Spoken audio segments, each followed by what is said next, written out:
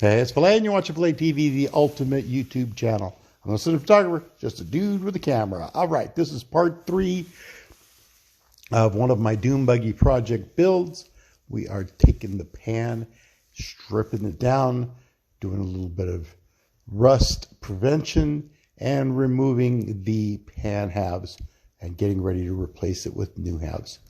We're going to get ready, we're going to clean it up, and hopefully get some paint on it real soon. Stay tuned. You're going to enjoy this one.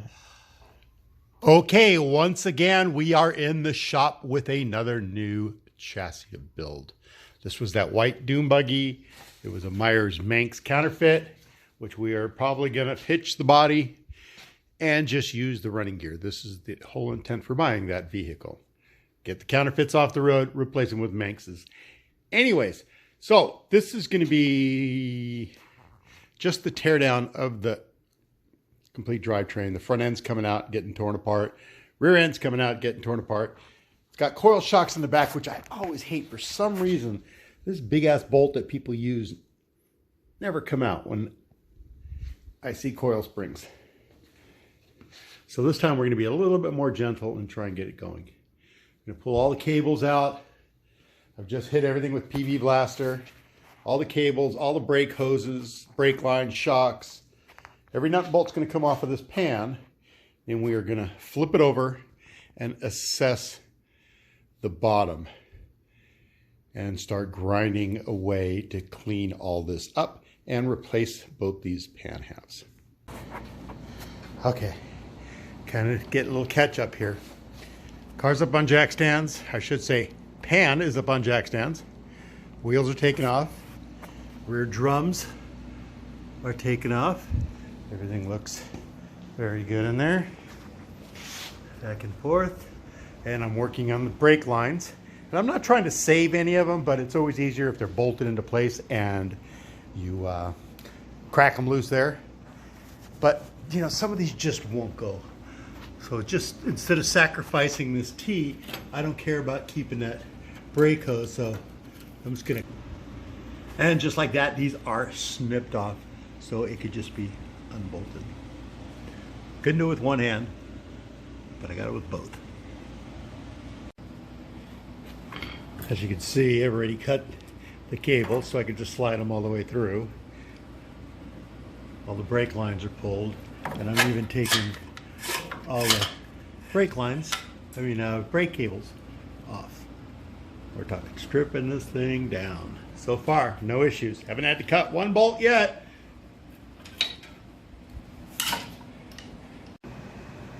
Here we go. After a couple hours, everything is taken apart. We have training out, front end out, master cylinder, and all brake lines and cables and hoses out.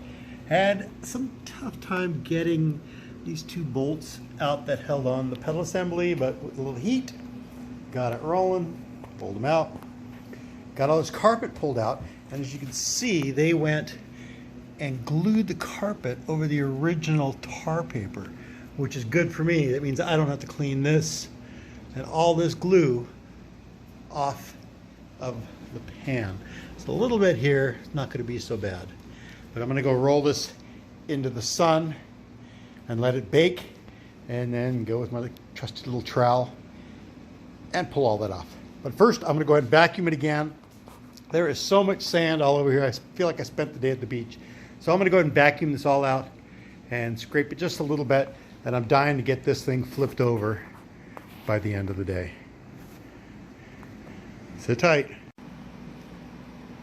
Here we are. And after the help of, let's see, nobody, I got the pan flipped upside down and got it on jack stands. And now what I'm doing is, you know, I'm kind of looking around, and I'm pretty happy with what I see. And remember I told you it was boxed. Well, as you can see, this is the boxing right in here.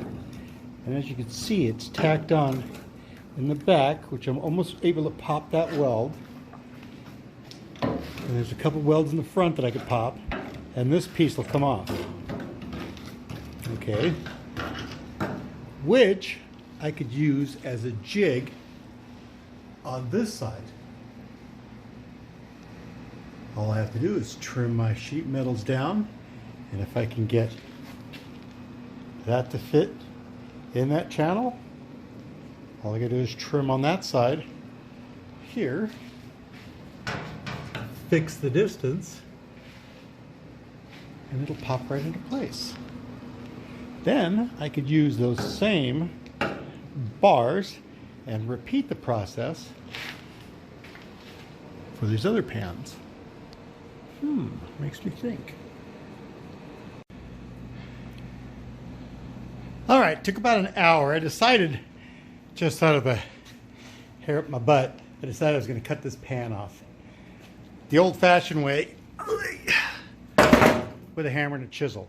Since a lot of pop rivets, I mean spot welds, have to be, you know, cut out of there anyways. I went through, cut it all the way through. Now remember, this has been boxed, so the difficulty was pulling that piece off. I guess if I would have thought about it and grinded the welds from the underside, it would have made it a lot easier. But either way, this is awesome because this is going to make a pattern for my halves that I need to put in, if it all works out well. All right, let's see where we're at here. Shouldn't be too much more. Guess that has to be cut. And over here. All right, got a little bit more cutting to do. All right, only took one more whack and it came off. All right, so there's the first half cut off. I don't know if I'm going to get to doing the second half today, but at least I know where I stand.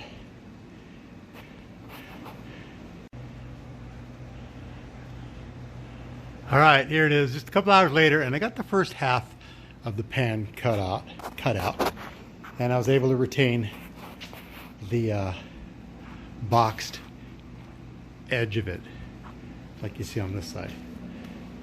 That was the difficult part. Now that I know what I'm doing, I'm going to completely do it a different way. Oh, I can't tell you, second time is a charm.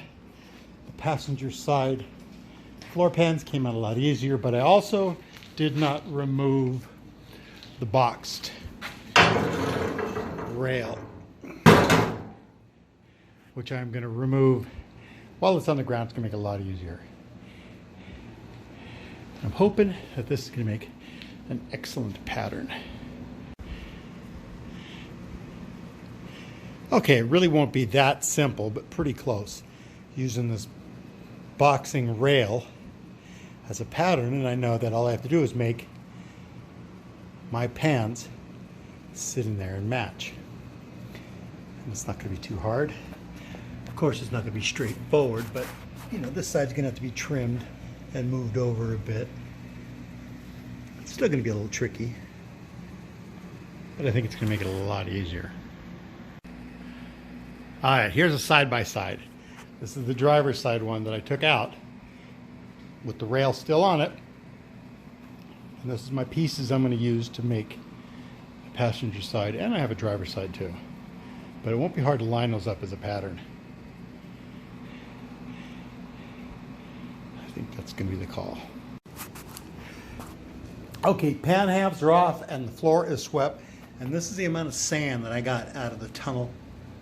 And this is after vacuuming it 3 times. And then once I flipped it over and stood it up, I'm telling you, it's like the beach around here.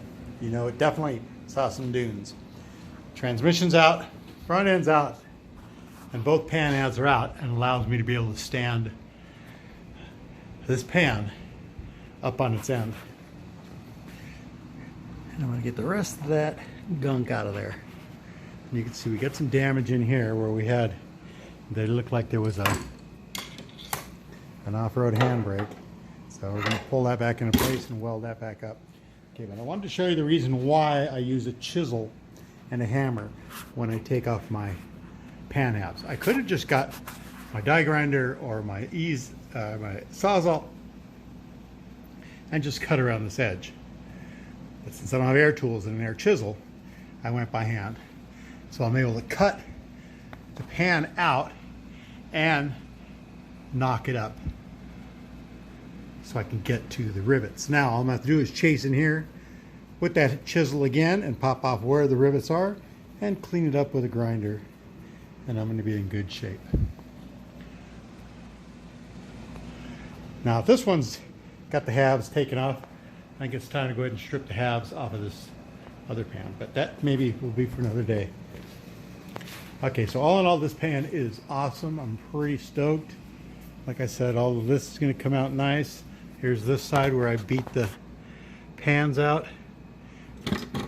And I'm just taking these chisels and see, it's going to make it so much easier to get all this stuff out of here.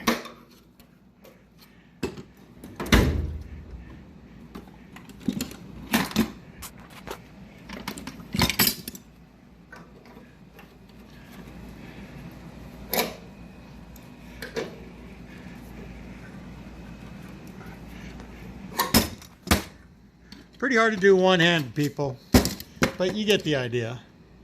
And now I'm dying to put the camera down. I was going to start cleaning up, but this looks like it might be all kinds of fun. I might get in here and start pulling all this out. If I don't get... All right, there we go. Let's take a look from behind, I mean from the other side of the shop. And we got a pan standing up. All right, awesome. Let's take a look at the other one. Okay, that's it for today. Tomorrow we're really going to tackle this surface rust on the bottom and start building our 2 pan halves. Thanks for watching. Don't forget to subscribe, hit the notification bell so you can be updated on the rest of this project. And thanks for watching PHILA TV.